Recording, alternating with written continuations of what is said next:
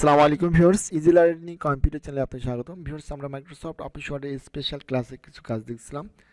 তো ভিউয়ার্স, ইতিমধ্যে কিন্তু আমরা 7টি ক্লাস কিন্তু আপলোড করেছি। যারা এখনও ভিডিওগুলো দেখেননি অবশ্যই ভিডিওগুলো দেখবেন।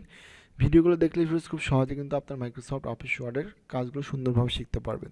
তো ভিউয়ার্স, আমরা কিন্তু ইতিমধ্যে রিভিউ মেনুবার পর্যন্ত কিন্তু কাজ আপলোড করেছি। তো আজকে ভিউয়ার্স আমরা যে বিষয়টা দেখব সেটা হচ্ছে ভিউ মেনুবারের কাজ। তো ভিউয়ার্স, ভিউ মেনুবারের কাজ কিন্তু খুবই সহজ একটি কাজ।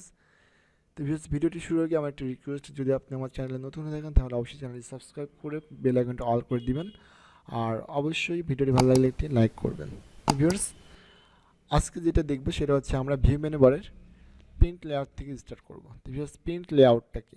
প্রিন্ট লেআউট হচ্ছে আমরা সবসময় যে লেআউটে কাজ করি, অর্থাৎ স্বাভাবিক একটি লেআউট হচ্ছে প্রিন্ট লেআউট। মানে আমরা কোনো অফিসের যদি কাজ করতে চাই তাহলে কিন্তু অবশ্যই অলওয়েজটা আমাদের প্রিন্ট লেআউটে থাকতে হবে। তো ভিউয়ার্স, এর পাশে আছে ফুল স্ক্রিন রিডিং। তো ভিউয়ার্স, ফুল স্ক্রিন রিডিং করতে হলে পরে আমি এখানে আরও একটা পেজ বাড়াই নিচ্ছি জাস্ট আপনার বোঝানোর স্বার্থে।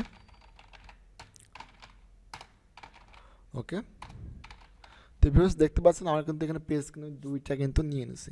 তো ভিউয়ার্স, ফুল স্ক্রিন রিডিংয়ের কাজ হচ্ছে আপনি চাইলে পরে ফুল স্ক্রিনে আপনি যে ডকুমেন্টগুলো কাজ করছেন দুইটা করে পেজ একবার রিভিশন দিতে পারবেন, জাস্ট পড়তে পারবেন। বাট এখানে কিন্তু কোনো কিছু আপনি এডিট করতে বা লিখতে পারবেন না, জাস্ট আপনি দেখতে পারবেন যে সব কিছু ঠিকঠাক আছে কিনা। আপনি দুইটা করে পেজ রিভিশন দিতে পারবেন। তো ভিউয়ার্স, যদি আপনি চান না আমি একটা করে পেজ সিরিয়াল দেখবো, সেক্ষেত্রে করতে পারবেন। জাস্ট ভিউ অপশনে আসবেন, আসার পর আপনি শো ওয়ান পেজ করেন তাহলে কিন্তু আপনি একটা পেজ কাজ করতে পারবেন। আবার যদি মনে করেন না আমি একবারে দুইটা করে পেজ দেখবো, সেক্ষেত্রে ভিউ অপশনে আসবেন, আসার পরে শো টু পেজ করলে কিন্তু এটা কিন্তু হয়ে যাবে।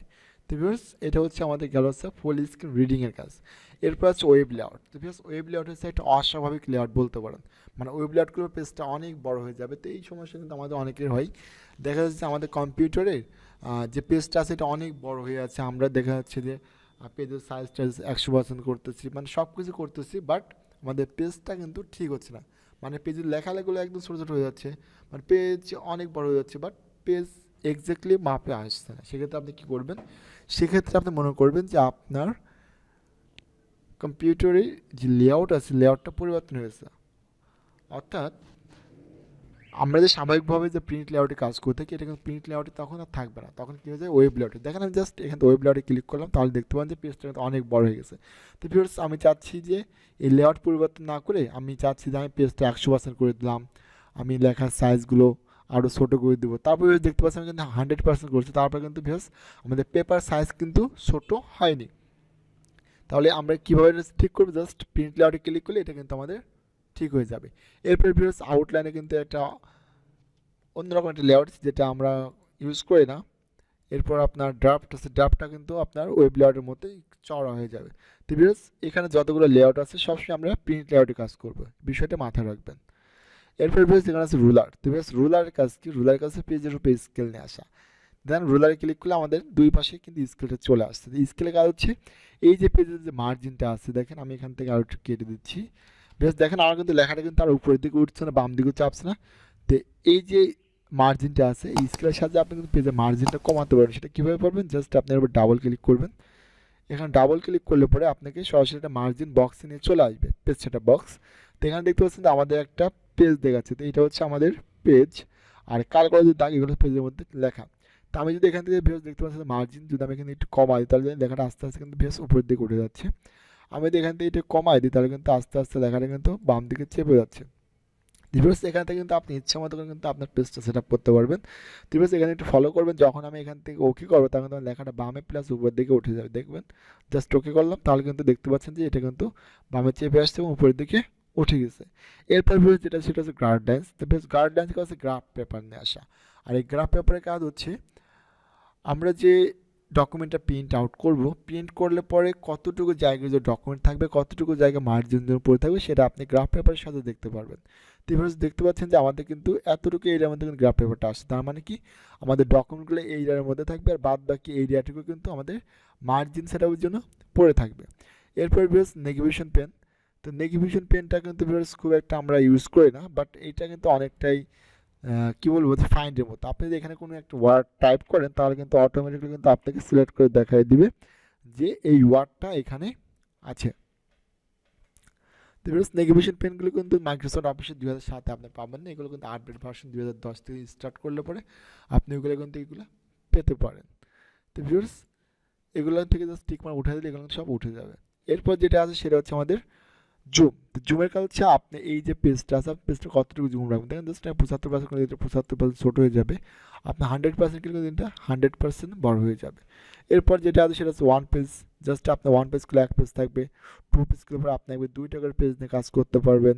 তারপর পেজ ওয়াইড করলে পেজটা একটু চড়া হয়ে যাবে, মানে এই ওয়াইড পেজগুলো কিন্তু আপনি কাজ করতে পারবেন। এরপর পেজ যেটা আছে সেটা হচ্ছে নিউ উইন্ডো। নিউ উইন্ডোর কাজ হচ্ছে এখানে দেখেন আমাদের কিন্তু জাস্ট একটা মাত্র কিন্তু পেজ নেওয়া আছে এবং আমরা যেরকম কাজ করতে চাচ্ছি সেমভাবে আরও একটা উইন্ডো নিব। দেখেন বেশ নিউ উইন্ডোতে ক্লিক করলাম, তাহলে এখন দেখবেন যে আমাদের এখানে কিন্তু দুইটা উইন্ডো তৈরি হয়ে গেছে, মানে একই কাজ একই জিনিস সব, তারপর কিন্তু উইন্ডো দুইটা। এখানে আছে অ্যারেঞ্জ অল। অ্যারেঞ্জ অল কাজকে আমরা যতগুলো উইন্ডো নেব প্রত্যেকটা উইন্ডো আমরা একসাথে দেখতে পারবো। এখন এটা বিষয় দেখবেন যে আমি যদি এখানে কোনো কিছু টাইপ করি তাহলে কিন্তু অটোমেটিকলি নিচে এটা কিন্তু টাইপ হয়ে যাচ্ছে, দেখতে পাই এখানে যা টাইপ করছে এখানে সেম অর্থটাই চলে আসছে। এগুলো কিন্তু খুব একটা আমাদের ইউজ করার প্রয়োজন হয় না। এরপরে স্পিলটার কিন্তু অনেকটাই নিউ উইন্ডোর মতো, অর্থাৎ আমাদের স্ক্রিনটাকে দুই ভাগে ভাগ করছে। তো যদি আমি এখানে কোনো কাজ করি তাহলে এটা নিচে দিকে চলে আসবে। তো রিমুভ স্পিড করলাম, এখান থেকে উঠে গেল। তারপরে সুইচ, উইন্ডোজ, ম্যাক্রোস, এগুলো ভিউয়ার্স আমরা খুব একটা ব্যবহার করি না আমাদের অফিসের কাজে। তারপর ভিউয়ার্স ইনশাল্লাহ পরবর্তীতে হয়তো কোনো একটা বিষয়ে কোনো একটা ভিডিওতে হয়তো ইনশাল্লাহ দেখাবো। তো ভিউয়ার্স নাও এই বাকিগুলো কিন্তু আমরা খুব একটা ব্যবহার করি না। তো ভিউয়ার্স আশা করি যে আজকে ভিডিওটি আপনার ভালো লেগে থাকবে, আর যদি ভিডিওটি ভালো লাগে অবশ্যই একটু লাইক করবেন আর চ্যানেলটি সাবস্ক্রাইব করে রাখবেন, যাতে নতুন নতুন ভিডিও আপনি দিলে খুব সহজে আপনি দেখতে পারেন এবং কাজগুলো শিখতে পারেন। তো ভিউয়ার্স এই হচ্ছে মাইক্রোসফট অফিস ওয়ার্ডের স্পেশাল ক্লাসের মাধ্যমে আপনাদের মাইক্রোসফট ওয়ার্ডের কাজ কিন্তু শেখানো শেষ। অর্থাৎ দেখতে পাচ্ছেন ভিউয়ার্স আমরা কিন্তু অনলি মেবি 8টা ক্লাসের মাধ্যমে কিন্তু আপনার টোটাল কাজ কিন্তু আমরা ওয়ার্ডে কিন্তু শেখাই দিচ্ছি। তো ভিউয়ার্স যারা ভিডিওটি দেখেন অবশ্যই ভিডিওটি দেখবেন।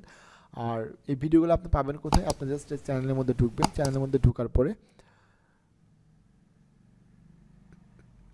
প্লে লিস্ট চেক করবেন, দেখবেন ভিউয়ার্স ওখানে প্লে লিস্টে ঢুকবেন, প্লে লিস্টে ঢুকলে কিন্তু আপনি সিরিয়াল বাই সিরিয়াল সব কিছু পেয়ে যাবেন। জাস্ট আপনি প্লে লিস্ট থেকে আপনি স্পেশাল কোর্সের মধ্যে ঢুকলে কিন্তু আপনি এই ভিডিওগুলো সিরিয়ালে পেয়ে যাবেন এবং কাজগুলো খুব সহজে শিখতে পারবেন। তো ভিউয়ার্স আজ এই পর্যন্তই, সবাই ভালো থাকবেন, সুস্থ থাকবেন।